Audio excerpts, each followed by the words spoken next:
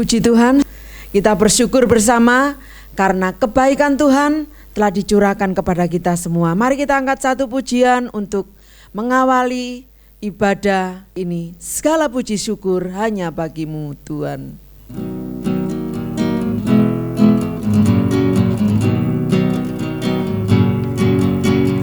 Segala puji syukur hanya bagimu Tuhan, sebab Kau yang layak dipuja.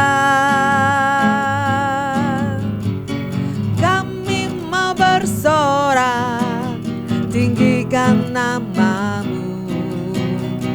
Haleluya.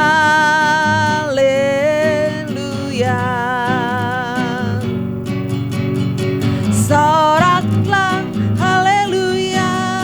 Soraklah, haleluya. Haleluya.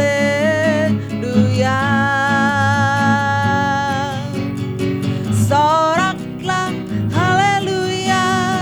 Soraklah, haleluya. Haleluya.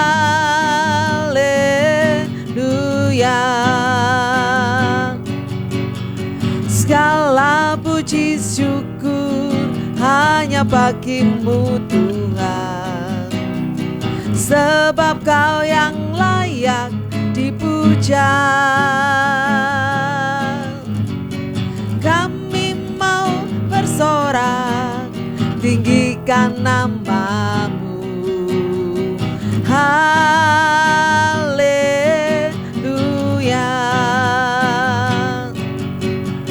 Soraklah, haleluya. Soraklah, haleluya. Haleluya.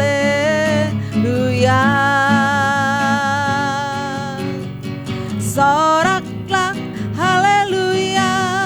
Soraklah, haleluya. Haleluya. Soraklah, haleluya. Soraklah, haleluya. Haleluya.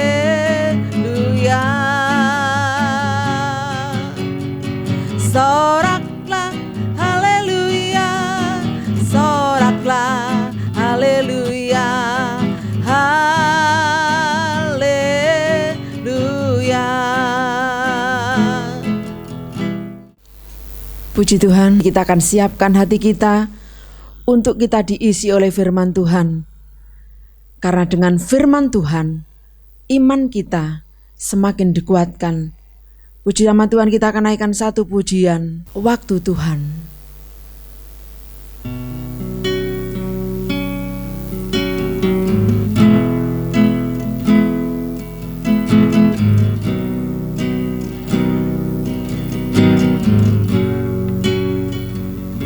Bila Kau izinkan sesuatu terjadi, ku percaya semua untuk kebaikanku. Bila nanti telah tiba waktumu, ku percaya kuasa-Mu memulihkan hidupku. Bila Kau izinkan sesuatu terjadi, ku percaya semua untuk kebaikanku. Bila nanti telah tiba waktumu, ku percaya kuasa-Mu memulihkan hidupku. Waktu Tuhan pasti yang terbaik, walau kadang tak mudah dimengerti. Lewati cobaan, ku tetap percaya waktu Tuhan pasti yang terbaik.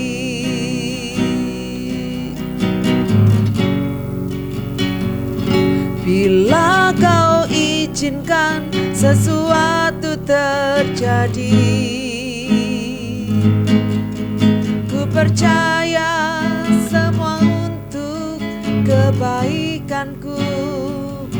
Bila nanti telah tiba waktumu, ku percaya kuasa-Mu memulihkan hidupku. Waktu Tuhan, waktu Tuhan pasti yang terbaik. Walau kadang tak mudah dimengerti, lewati cobaan, ku tetap percaya waktu Tuhan pasti yang terbaik. Waktu Tuhan pasti yang terbaik. Walau kadang tak mudah dimengerti, lewati cobaan, ku tetap percaya waktu Tuhan pasti yang terbaik. Waktu Tuhan pasti yang terbaik. Mari saudara yang terkasih di dalam Tuhan Yesus Kristus, kita akan persiapkan hati kita untuk dibentuk oleh firman Tuhan. Kita dudukkan kepala dan kita berdoa. Bapa Surgawi, di dalam Tuhan Yesus Kristus, kami bersyukur atas anugerah-Mu di dalam ibadah PA yang kami lakukan. Tuhan memberkati setiap pribadi yang saat ini menyaksikan video yang terselenggara ini. Terima kasih Tuhan, lebih jauh Tuhan berkarya atas berkat firman yang akan kami dengar melalui hamba-Mu yang Kau utus mempersiapkan diri untuk menyampaikan berkat firman-Mu. Mari Tuhan, Roh Kudus-Mu berkarya atas hamba-Mu, sehingga saat firman diberitakan, kami semua umat-Mu yang mendengarkan diberkati dan dilawat oleh Tuhan.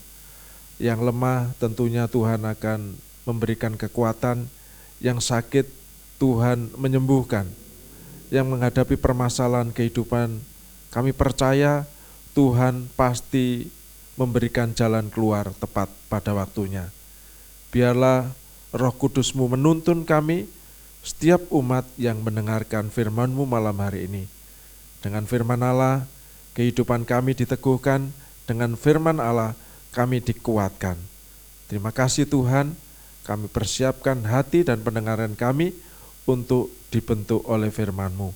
Dalam nama Tuhan Yesus Kristus, kami naikkan doa syukur kami. Haleluya, amin. Puji Tuhan, saat ini kita jumpa lagi pada ibadah PA atau kebaktian tengah minggu. Saudara-saudara yang dikasihi Tuhan, menurut kalender gereja, saat-saat sekarang ini adalah sedang memperingati masa penampakan Tuhan Yesus setelah bangkit dari antara orang mati. Dan apakah tujuan pokok penampakan Tuhan? Kadang orang berpikir seperti apakah iseng Tuhan mesti harus datang ke sana menampakkan diri ke para murid satu dengan yang lainnya. Saya katakan tidak. Ada tujuan yang pasti. Apa maksud dari penampakan Tuhan Yesus kepada para murid? Untuk itu mari kita sama-sama buka Alkitab kita di dalam Yohanes pasal 21 ayat 14 dan 17. Yohanes pasal 21 ayat 14, demikian firman Tuhan. Itulah ketiga kalinya Yesus menampakkan diri kepada murid-muridnya sesudah ia bangkit dari antara orang mati. Ayat 17, kata Yesus kepadanya untuk ketiga kalinya, Simon, anak Yohanes, apakah engkau mengasihi aku?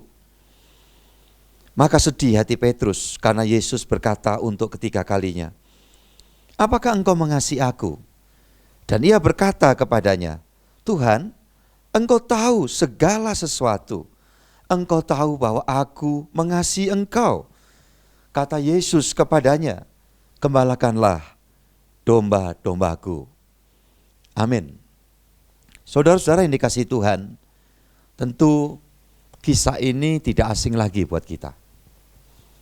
Hampir di setiap peringatan Paskah dan sesudahnya, pembacaan ayat ini berulang. Tetapi di dalam telaah saya, bersekutu saya dengan kebenaran firman Tuhan, rupanya pertanyaan hingga diulang 3 kali.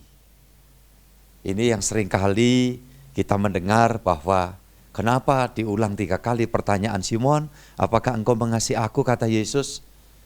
Orang selalu kaitkan karena Simon sempat 3 kali melakukan satu penyataan tidak kenal Yesus dalam proses peradilan Tuhan pada waktu itu. Saya melihatnya tidak demikian.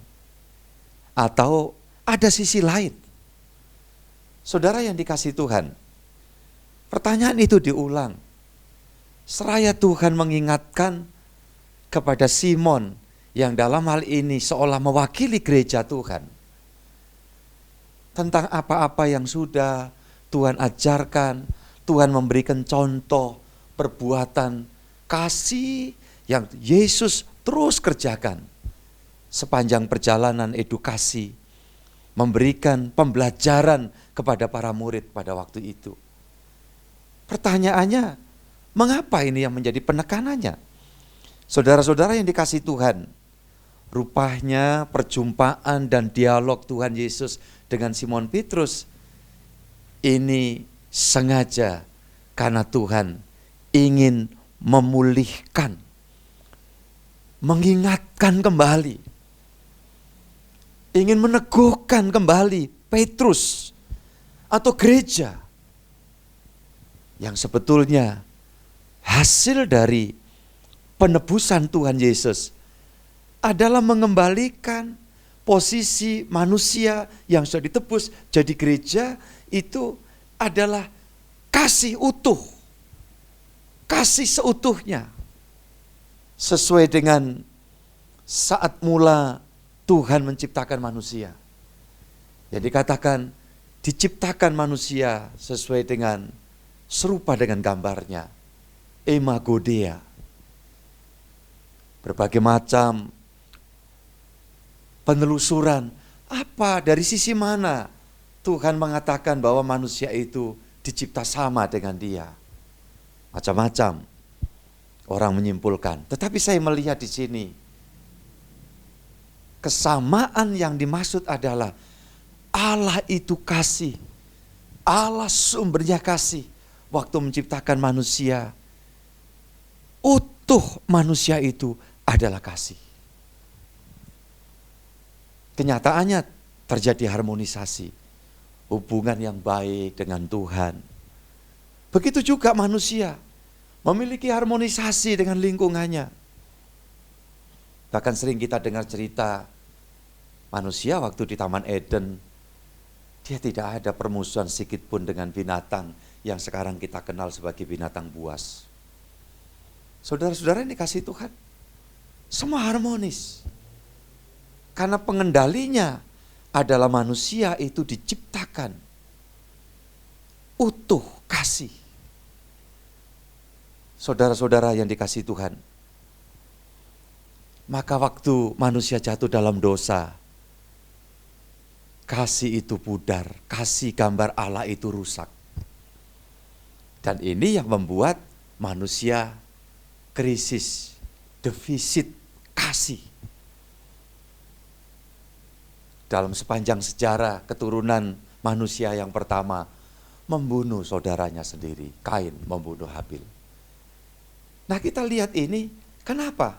Inilah krisis, inilah defisit kasih.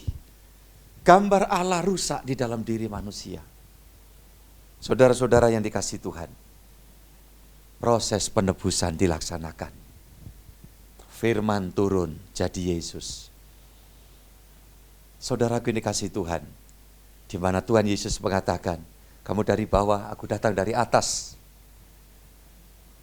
Saudara-saudara, ini menunjukkan bahwa Yesus yang tampil rupa, wujud seperti manusia, tapi sesungguhnya dia bukan manusia.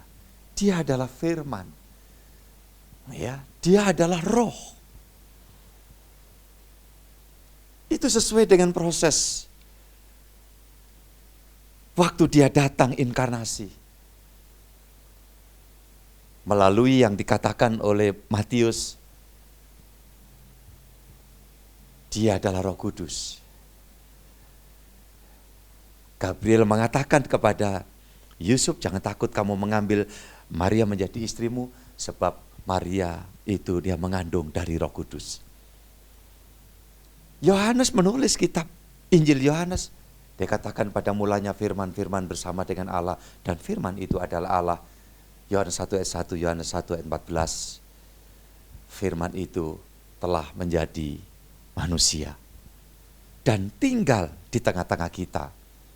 Saudara yang dikasihi Tuhan, maka saat proses penebusan ini dilaksanakan, dari awal kejadiannya firman menjadi manusia, sudah diberitahukan, hendaklah diberi nama Immanuel. Apa artinya? Ucapkan kepada orang di sekitarmu, Tuhan beserta kita. Dia tinggal di tengah-tengah kita, kata Yohanes pasal 1 ayat 14. Supaya apa? Supaya gambar Allah yang rusak di dalam diri manusia itu kembali. Apa? Kasih. Nah, waktu Yesus datang, dia selalu menekankan, ya, kasih sesamamu, kasih musuhmu. Dan tidak berhenti pada mengajar, tetapi Yesus melakukannya sampai dia rela naik atas kayu salib Golgota. Saudara-saudara yang dikasihi Tuhan Yesus, ini luar biasa. Sampai waktu dia bangkit, dia menampakkan diri, dia kembali menegaskan kepada Simon, untuk apa? Apakah engkau mengasihi aku? Saya harap saudara jangan berpikir, kok sampai sebegitunya seolah-olah Tuhan mengemis agar dikasihi oleh Simon Petrus, oleh gereja. Sama sekali tidak ada kepentingannya. Sesungguhnya kalau kita telusuri, Tuhan tidak butuh kasih karena dia adalah kasih yang sempurna. Tapi mengapa dia di dalam dialog ini bertanya kepada Simon, apakah engkau mengasihi aku? Seolah-olah dia meminta-minta agar gereja Simon itu mengasihi dia. Akan dapat jawaban dari kebenaran firman Tuhan yang kita akan baca di dalam Matius pasal 22 ayat 36 sampai 39. Silakan buka Alkitab saudara semua. Matius pasal 22, 36 sampai 39 ayatnya. Guru, hukum manakah yang terutama dalam hukum Taurat? Kita tahu ini dialog ahli-ahli Taurat, orang-orang yang ngerti sekali tentang agama, datang kepada Yesus dan mengajukan pertanyaan seperti ayat 36 tadi.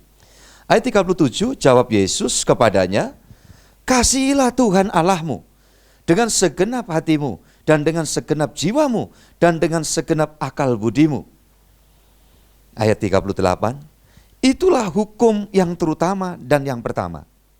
39, dan hukum yang kedua, yang sama dengan itu ialah, kasihilah sesamamu manusia, seperti dirimu sendiri. Tolong baca bareng kalimat yang terakhir ini, kasihilah sesamamu manusia seperti, ucapkan bareng, dirimu sendiri. Saudara-saudara yang dikasihi Tuhan, sekarang dalam dialog Tuhan bicara kepada manusia, dia menunjukkan bahwa manusia diposisikan sebagai subjek.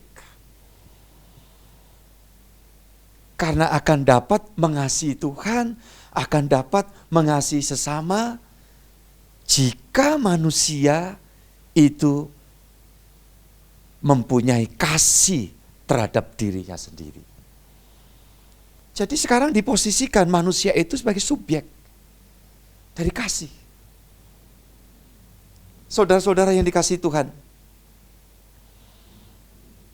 manusia tidak akan pernah dapat mengasihi siapapun kalau dia tidak mempunyai ukuran. Dan ukurannya itu adalah dirinya sendiri yang dari mulanya manusia itu diciptakan sesuai gambar Tuhan, yaitu kasih. Gambar diri Allah rusak di dalam kehidupan manusia sejak dosa masuk. Tuhan Yesus datang, mati, bangkit. Dia hidup menyertai kita, Roh Kudus memenuhi kehidupan kita.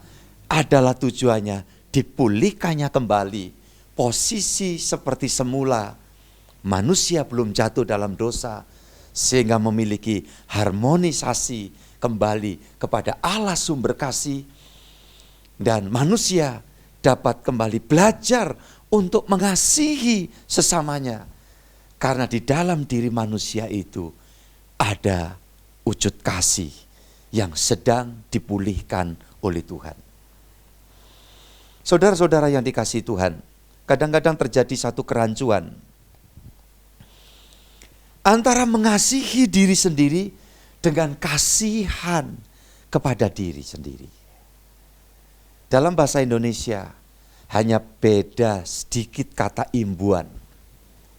Ya, mengasihi dari akar kata kasih.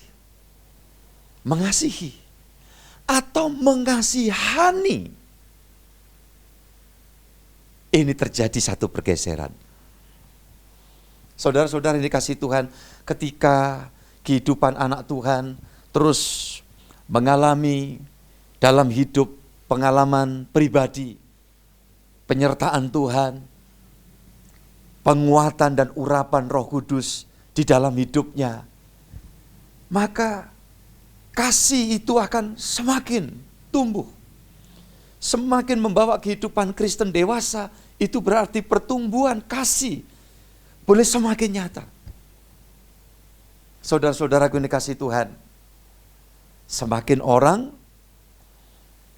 hidup di dalam kasih, saudara-saudara, Alkitab katakan, di mana ada kasih, di situ tidak ada lagi ketakutan.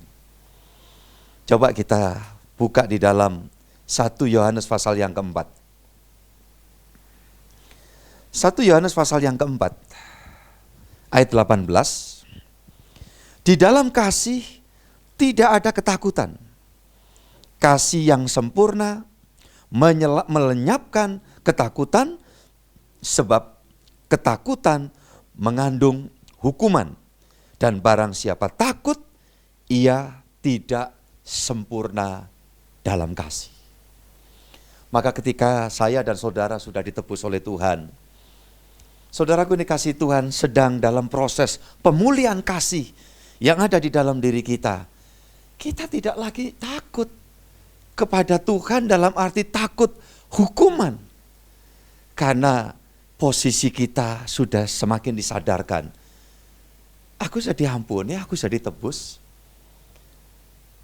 Aku sudah mengalami proses dipulihkan kerelasianku dengan Tuhan. Saudaraku yang dikasihi Tuhan,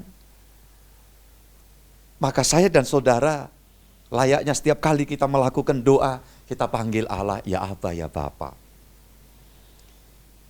Ini membuktikan satu pemulihan relasi antara kita dengan Dia. Kita tidak perlu lagi dalam arti munduk-munduk, ya, dalam bahasa Jawanya. Aduh, nanti bagaimana kalau Tuhan menghukum?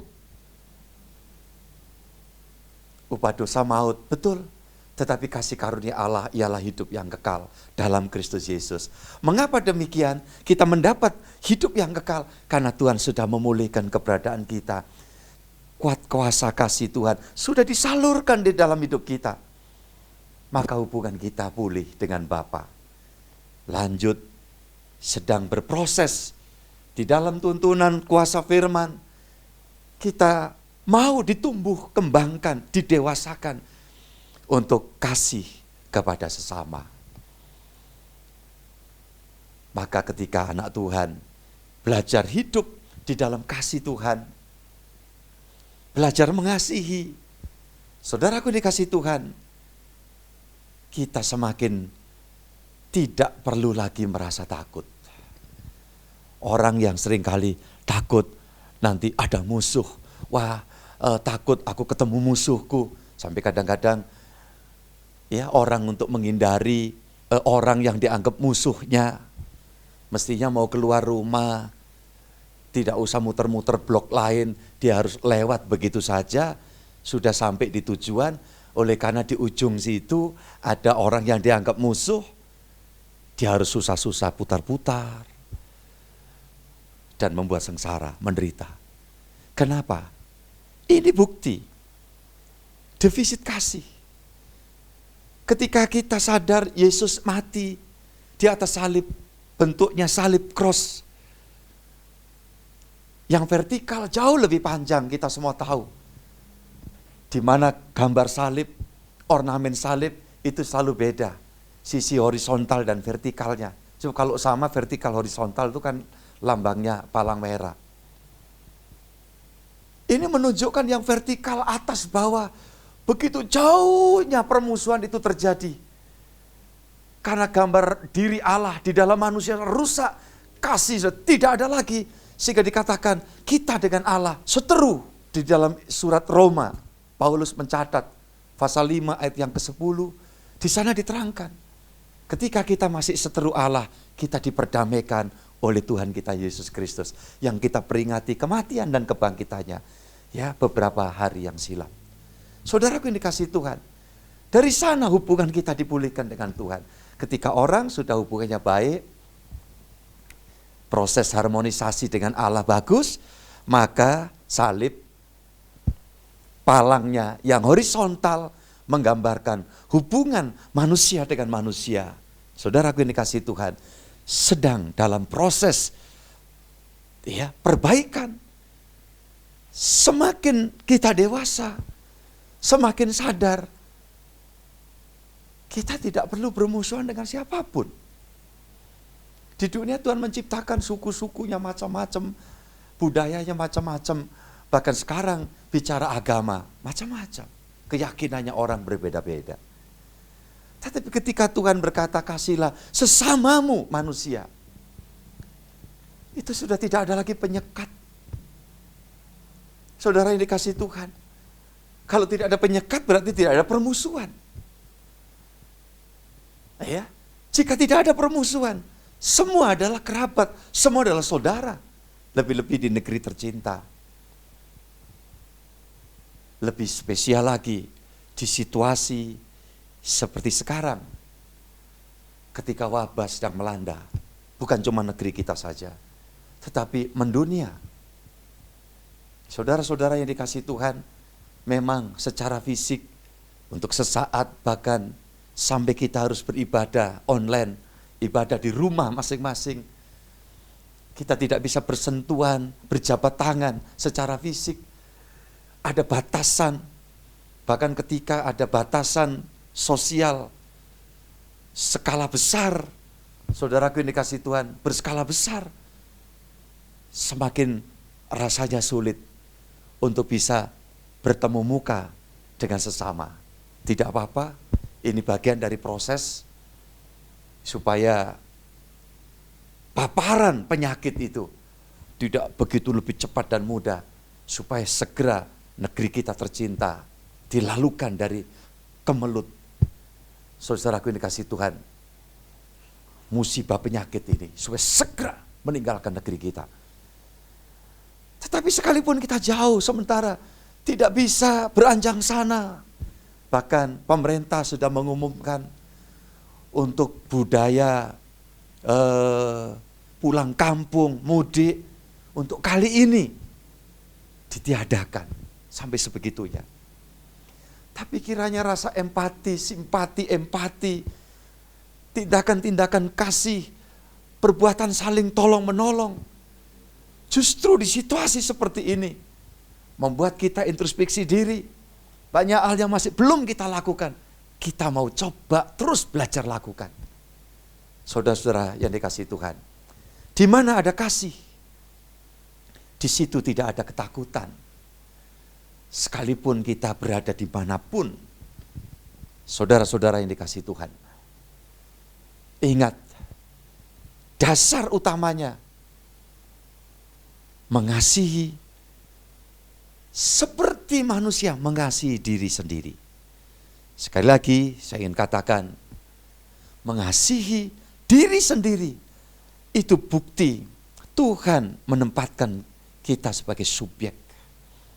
Takkan mungkin kita bisa mengasihi orang lain ketika kita tidak mengasihi diri sendiri. Ya, jadi itu ukuran. Hal yang kedua yang kadang disalahartikan tadi saya katakan, yang akan kita bahas lebih lanjut adalah tentang mengasihani diri. Di situ bedanya. Mengasihani diri itu ada kecenderungan egois. Beda dengan mengasihi diri. Mengasihi diri berlaku bijaksana. Tentu kita berada di ketinggian, orang berkata, hati-hati loh. Kita lihat ada rasa takut, wah kalau jatuh nanti celaka aku. Bijaksana. Ketika hari-hari ini, ya pemerintah memberikan arahan. Waktu keluar kita interaksi mungkin dengan orang karena kita saking perlunya mesti keluar dari rumah, ada kegiatan tertentu, pakai masker. Ini bukan berarti aku tidak percaya kalau gitu terhadap pemeliharaan Tuhan. Kita tentu percaya hidup mati seseorang itu Tuhan yang menetapkan. Itu haknya Tuhan. Tetapi karena Tuhan memberikan bijaksana kepada orang yang ingin membuktikan bahwa dia mengasihi. Hidup ini tidak boleh disia-siakan. Hidup ini anugerah. Hidup ini harus dipertanggungjawabkan. Sering kita dengar orang berkata, ya apapun nanti toh mati. Bicara mati. Memang. Tetapi kematian yang bagaimana? Sebagai gereja Tuhan, sebagai anak Tuhan, adalah orang yang berangkat mati pada waktu Tuhan tetapkan dalam posisi kita sungguh-sungguh menghargai kehidupan. Maka tidak ada rumus di dalam iman Kristen berani mati. Yang Tuhan ingin agar kita berani hidup menghadapi kehidupan ini dengan kasih yang sudah ditaruh Tuhan di dalam kehidupan kita manusia. Saudaraku yang dikasihi Tuhan, kalau sekali mati untuk menebus seluruh dunia, hanya Tuhan Yesus yang melakukannya. Supaya apa? Keberadaan kita dipulihkan. Manusia berdosa, ditebus, diampuni, supaya dapat keberadaannya ada di dalam kasih dan memiliki kasih. Karena kasih ini nanti yang menjadikan kita dimungkinkan bisa tinggal bersama Tuhan dalam kerajaan sorga. Maka orang yang mengasihi diri sebagai standar subjek dinilai bijaksana di hadapan Tuhan. Karena kita tidak akan membiarkan hidup ini amburadul, awut-awutan. Kita sebagai anak Tuhan dituntun Tuhan di dalam kehidupan yang baru, kita belajar mengikuti apa yang Tuhan mau. Tentang panjangnya umur manusia itu rahasia ilahi. Itu haknya Tuhan, domainnya Tuhan. Tetapi seberapa Tuhan anugerahi umur kepada kita, itu menghasilkan buah dari seluruh kehidupan kita. Saudaraku yang dikasihi Tuhan, ini yang Tuhan mau. Tuhan ingin gereja masih terus berlanjut. Bahkan dikatakan alam maut pun tidak dapat menguasainya. Karena gereja itu satu dengan Tuhan. Tidak terpisah. Immanuel, Itu terus sampai kita pulang nanti dalam kerajaan surga. Itu sebabnya mengasihi diri sebagai standar itu berlaku bijaksana. Orang yang mengasihi diri, dia bersandar kepada Tuhan.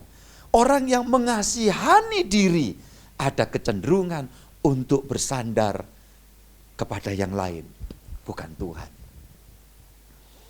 Saudaraku yang dikasihi Tuhan, ketika orang berpikir, kalau mengasihi diri, kita berharap kasihnya Tuhan. Kalau orang mengasihani diri, memelas, kenapa hidupku kok begini? Kenapa di situasi seperti ini? Sakit jasmani aku, sakit ekonomi pula aku. Umpamanya ada orang yang berpikir seperti itu. Hari ini Tuhan kiranya mencerahkan kita kembali. Ketika orang dijamah oleh Tuhan, hidup di dalam kasih, dikatakan di mana ada kasih, tidak ada ketakutan. Artinya apa? Katakan barangkali saat ini di antara saudara yang sedang melakukan ibadah PA, online, ibadah di rumah, sedang ada di titik paling bawah barangkali. Situasi kondisi yang saudara sedang alami. Tapi saya ingin katakan kepada kita semua, kalau kita sadar hidup ini patut dihargai, hidup ini patut dikasihi, karena membawa rencana ilahi Tuhan, karena menerima tanggung jawab dari Tuhan, kita akan tetap berpikir yang sungguh-sungguh Tuhan itu sangat positif rencananya. Kita harus melewati keadaan yang barangkali sepertinya kritis. Itu menurut versi kita. Tetapi menurut versi Tuhan, menurut otoritas Tuhan, tidak. Itu sebabnya para murid manusia pada umumnya berpikir, ya Yesus sudah mati. Petrus mengajak yang lain, yuk kita kembali yuk pada profesi lama. Kembali ke danau cari ikan. Saudara yang dikasihi Tuhan, karena menurut ukuran mereka kritis, Yesus sudah mati. Kritisnya Simon Petrus, kritisnya menurut ukuran para murid, kritisnya menurut pandangan kebanyakan orang, itu bukan kritisnya Tuhan. Tuhan tidak mengenal kata kritis. Karena semua ada di dalam kontrol Tuhan. Semua ada di dalam kekuasaan Tuhan kita yang mati bangkit. Saudara yang dikasihi Tuhan Yesus, itu sebabnya hari ini kita dengar firman mengingatkan kepada kita, jangan engkau mengasihani diri. Ngenas, aku sudah hidup, terlahir di tengah keluarga biasa. Sekarang dihadapkan kenyataan seperti ini. Tidak ada sedikit pun berpikir positif. Itu akan jadi masalah besar buat kita. Ketika orang mengasihani diri, pada umumnya sampai pada klimaksnya berkata, lebih baik apa? Tolong saudara yang saat ini sedang merenungkan kebenaran firman ini. Lebih baik apa? Lebih baik mati atau hidup? Yang selalu diungkapkan oleh orang-orang yang pesimis. Kenapa pesimis? Karena mengasihani diri. Kalau dia mengasihi diri, hidupku ini tidak main-main. Aku dosa, ditebus. Aku dijadikan gereja Tuhan, dipulihkan. Gambar diri Allah mulai berproses nyata dalam hidupku. Sampai nanti aku akan dijadikan sama seperti Yesus. Haleluya. Tidak ada pesimistis. Tidak sekedar optimistis dalam pemikiran standar manusia. Tetapi berpikir yang positif. Rencana Tuhan itu positif. Sepositif Tuhan keberadaannya yang penuh kasih. Karena dia adalah wujudnya kasih. Dan dia memberikan kasih itu kepada manusia. Sehingga ini yang memungkinkan manusia dalam proses imago Dei. Saudaraku yang kasih Tuhan, kita hargai kehidupan ini. Kalau saat ini, aduh Pak, saya sedang dalam keadaan sakit. Siapa saja bisa sakit. Zaman ada virus, gak ada virus, orang bisa sakit. Ada virus, gak ada virus, ya namanya manusia, jasmani ini ada masa expired. Satu waktu mati, gak masalah. Saudara yang dikasihi Tuhan, yang bicara di hadapan saudara, satu hari ketika itu nanti akan mati juga. Tetapi ketika mati ini dapat dipertanggungjawabkan selagi hidupnya, sehingga menyongsong kematian sebagai pribadi yang hidup, mengasihi diri, karena diri ini dalam rencana Tuhan. Tidak takut lagi, di mana ada kasih, tidak ada ketakutan. Tetapi orang yang mengasihani diri, kekuatannya semakin menurun. Dan ini bahaya bagi orang yang sakit. Maka saudara yang hari ini mungkin kurang sehat, dokter nyatakan sakit, saudara katakan, aku mengasihi diriku yang sempat sakit, tetapi kalau memang Tuhan memang kasih hidup, Tuhan tidak mustahil memberi sembuh, memberikan aku sehat lagi. Aku mau memuliakan Tuhan lebih sungguh-sungguh dibandingkan semula. Puji Tuhan, tidak mustahil. Tuhan berkenan menyembuhkan engkau. Tuhan memberikan umur panjang kepadamu. Tidak ada yang mustahil. Berulang kali saya telah mengatakan, di tahun 1979, yang sedang bicara ini sudah divonis mati oleh para dokter yang nangani. Setelah melewati 3 rumah sakit, pindah sampai dirujukan rumah sakit Simpang, Surabaya. Sebelum rumah sakit Dr. Somo sekarang. 41 tahun sudah saya lewati. Salahkah diagnosis dokter? Tidak. Ilmu yang dikasih Tuhan kepada para dokter sesuai dengan teori. Kalau keadaannya seperti ini, 8 hari sekarat saya. Darah sudah habis. Dipacu obat tidak bisa, ditransfusi darah sudah tidak bisa masuk. Apa kata dokter? Tidak salah. Dokter mengatakan, sudah tinggal menghitung hari. Tapi hari-hari itulah justru momen sorgawi dinyatakan. Tuhan menghidupkan saya melalui kehadiran seorang hamba Tuhan yang mendoakan dan menuntun saya untuk menyambut kasih karunia yang sudah dianugerahkan Tuhan Yesus sejak 2000 tahun silam. Dia menebus saya. Itulah titik balik dalam kehidupan saya. Sehingga sampai hari ini saya katakan, engkau yang saat ini merasa kritis kesehatan, kritis secara ekonomi, kritis tidak ada lagi ya pendapatan. Bagaimana nanti? Firman Tuhan menyampaikan,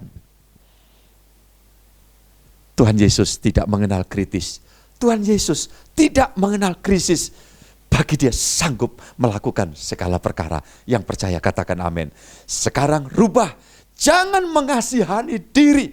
Tetapi mengasihi diri. Karena diriku, hidupku ini sudah jadi gereja Tuhan. Sudah ditebus Tuhan. Di dalam diriku, di dalam hidupku ada Roh Kudus Tuhan.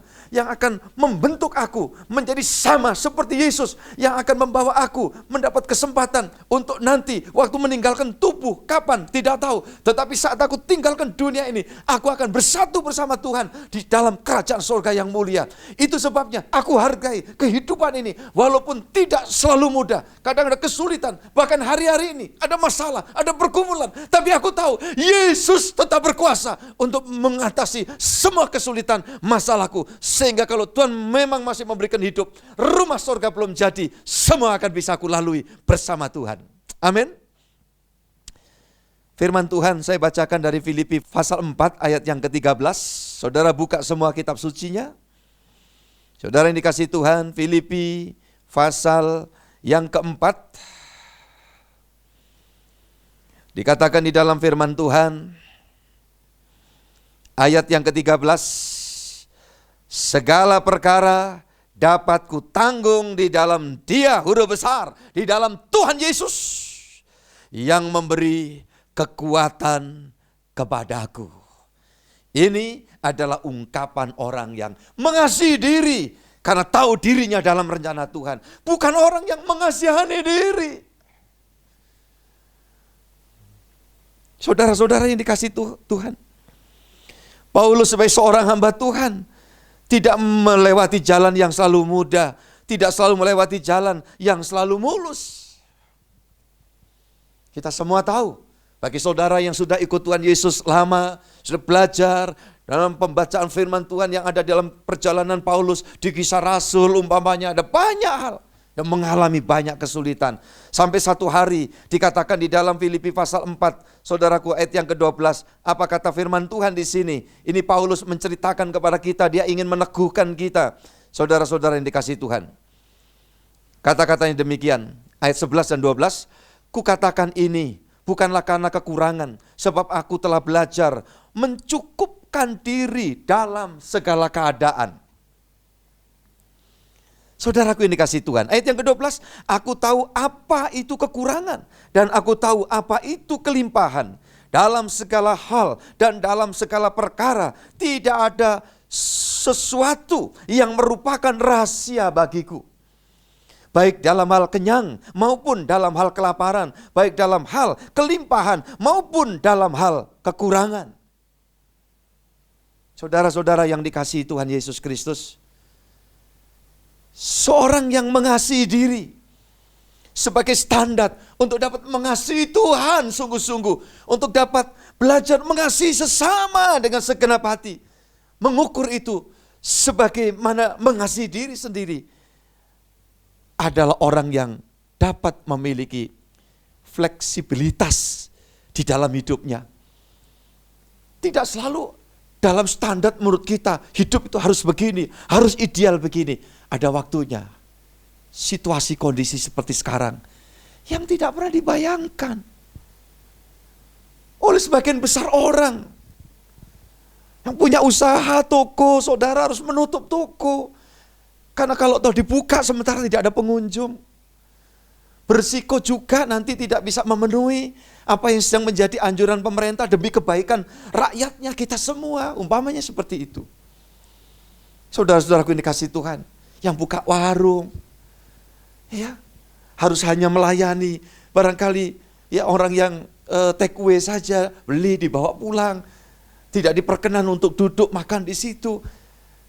Dan sebagai warga negara yang baik, kita mau belajar mentaati itu, toh itu jelas kita tahu tujuannya juga baik. Ya Pak, tapi kan sekarang ini bagaimana? Daya beli masyarakat begitu turun drastis. Saya katakan, iya, kami paham. Tapi saya ingin katakan, inilah kehidupan. Inilah dunia. Sekaligus Tuhan ingin memberikan satu pembelajaran buat kita, pengertian, pencerahan kepada kita. Seperti yang seringkali kita nyanyikan.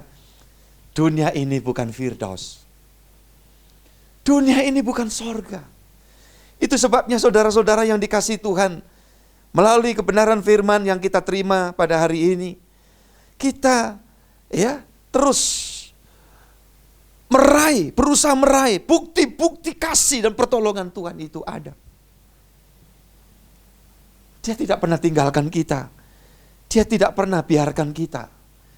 Dia akan selalu campur tangan di dalam kehidupan setiap anak-anaknya, saudara-saudaraku yang dikasihi Tuhan. Dia selalu peduli kepada setiap orang yang sungguh-sungguh belajar untuk mengasihi Tuhan. Itu sebabnya akhir dari pemberitaan ini menjadi closing dari khotbah saya. Saya akan bacakan Filipi pasal 4 ayat yang ke-19. Allahku akan memenuhi segala keperluanmu menurut kekayaan dan kemuliaannya dalam, sebutkan, Kristus Yesus. Ini, saudaraku yang dikasihi Tuhan, saya merilis apa yang dikatakan firman melalui hamba Tuhan Paulus ini. Waktu dia menulis surat kepada jemaat yang ada di Filipi, Allahku Ini tidak berlebihan kalau hari ini saya juga mengatakan Allahku akan memenuhi segala keperluanmu, keperluanku. Sekali lagi, bangkit. Jangan membiarkan hidup yang sangat berharga di mata Tuhan ini menjadi terpuruk. Jangan membiarkan kemudian kalau saudara sedang mengalami gangguan secara kesehatan, itu terus kemudian lebih jauh merongrong dalam kehidupanmu. Jangan biarkan, tolak dalam nama Yesus. Bagaimana Pak caranya? Tuhan katakan, hati gembira adalah obat. Bagaimana gembira? Saudara dan saya memiliki pengharapan kepada Tuhan.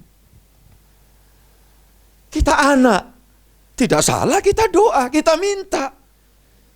Ada yang sakit minta sembuh. Kita kan anak. Saudaraku yang dikasihi Tuhan. Perkara nanti apa yang terjadi dengan hidup kita, bagi kita yang hidup sudah dipulihkan, ada kasihnya Tuhan di dalam hidup kita. Kita sudah memakai standar bahwa aku mengasihi diriku karena diriku ini ada di dalam rencana Tuhan. Saudaraku yang dikasihi Tuhan. Ternyata ujungnya umpama sakit mati. Terus satu waktu saya juga mati kan? Pertanyaan saya, matimu kemana? Sesuai dengan janji Tuhan. Jadi ternyata tidak ada sedikit pun kerugian yang dirancang Tuhan di dalam kehidupan ini.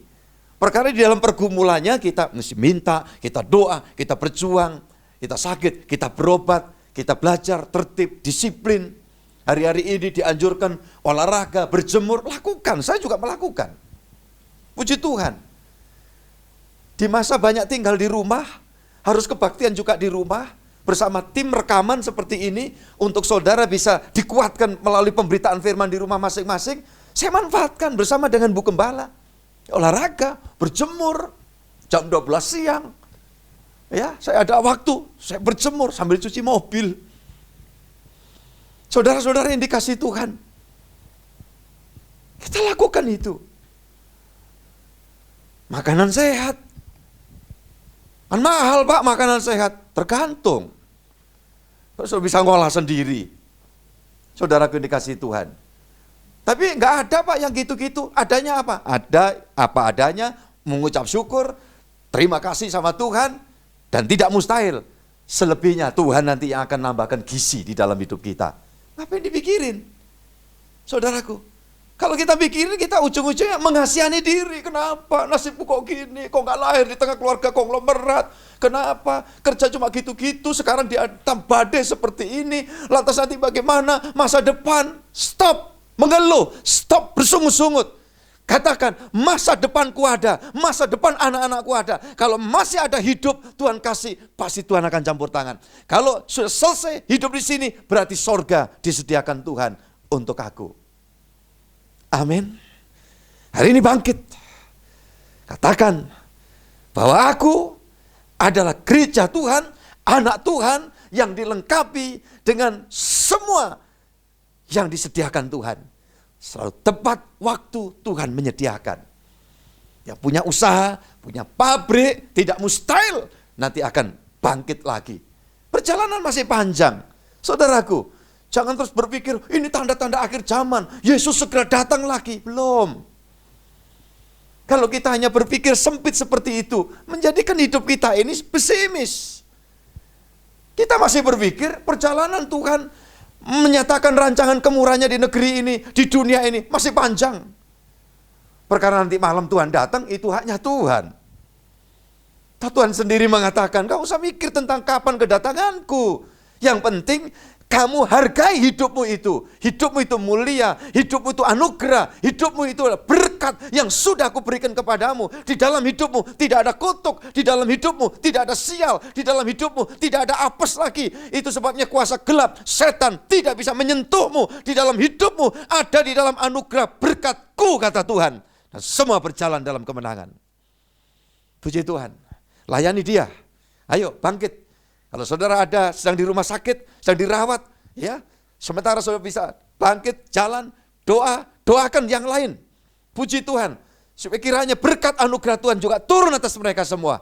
Dan tidak mustahil, engkau akan keluar dari rumah sakit, engkau akan ditolong Tuhan, dan engkau akan mengalami pemulihan yang dari Tuhan, termasuk pemulihan ekonomi. Masa Tuhan kasih hidup, tidak kasih makan, cicak aja dikasih makan. Mari kita berdoa bersama-sama.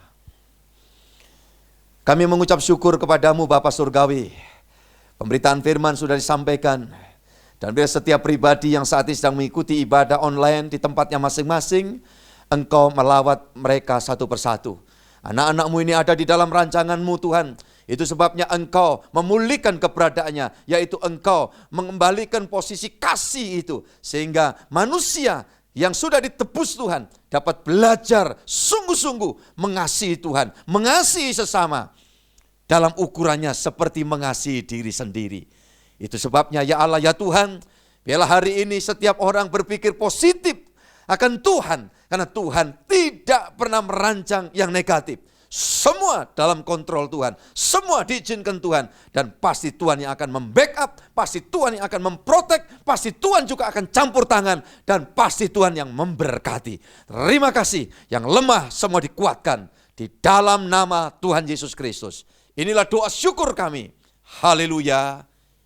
Amin. Puji Tuhan, kita sudah disegarkan oleh firman Tuhan. Kita akan bersyukur bersama. Kita naikkan satu pujian. Hidup ini adalah kesempatan.